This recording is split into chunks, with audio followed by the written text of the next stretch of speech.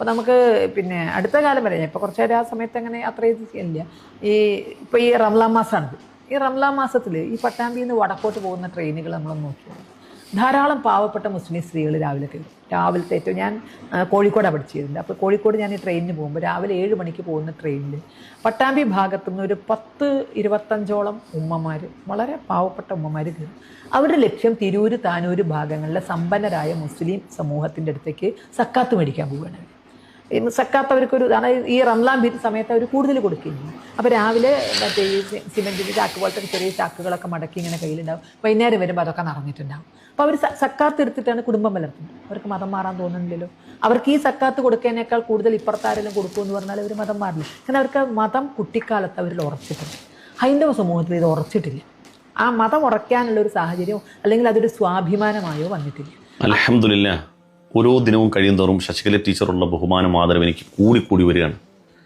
ജനലക്ഷങ്ങളെ സാക്ഷി നിർത്തി ഒരു ഇസ്ലാമിക പ്രഭാഷകൻ അവരോട് ഇസ്ലാമിൻ്റെ വൈവിധ്യം, ഇസ്ലാമിൻ്റെ മഹത്വം പറയുന്നതിനേക്കാൾ എത്രയോ ഹൃദയഭേദകമായി ചുരുങ്ങിയ ഒരു 56 സെക്കൻഡ് കൊണ്ട് ഇസ്ലാം മതവിശ്വാസത്തിൻ്റെ മഹത്വം എന്താണെന്നും അത് നെഞ്ചേറ്റിയ മുസ്ലിമീങ്ങൾ എങ്ങനെയാണ് അത് സമൂഹത്തിൽ പ്രതിഫലിപ്പിക്കുന്നതെന്ന് ഇതിനേക്കാൾ സിമ്പിളായിട്ട് ആർക്ക് പറഞ്ഞു തരാൻ കഴിയും?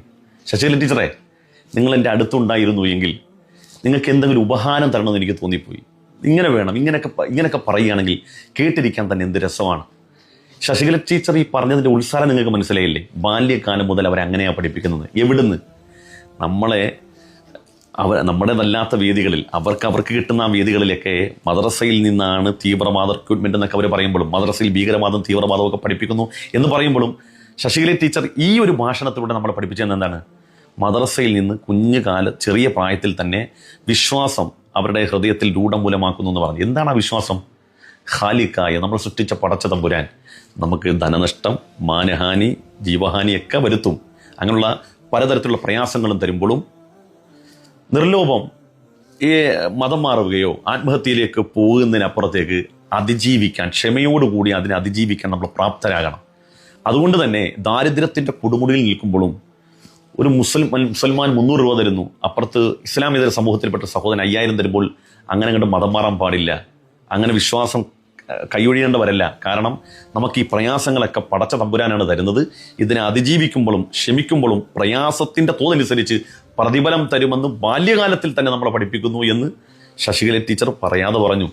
ഇത്രയും നല്ലൊരു പ്രഭാഷണം ഈ ലോകത്ത് എവിടെയാണ് നമുക്ക് കേൾക്കാൻ കഴിയുക? ഇനി ശശികല ടീച്ചറിൻ്റെ വിലാപം, ആ വിലാപത്തിന് കൂടി മറുപടി പറഞ്ഞ് അവസാനിപ്പിക്കുകയാണ്. ടീച്ചർ പറഞ്ഞല്ലോ, ഹൈന്ദവ സഹോദരങ്ങൾ അവർക്ക് ഇത്തരത്തിലുള്ള വിശ്വാസം, നിർലോഭം ചെറിയ കാര്യങ്ങൾക്ക് വരെ മതം മാറിപ്പോകും.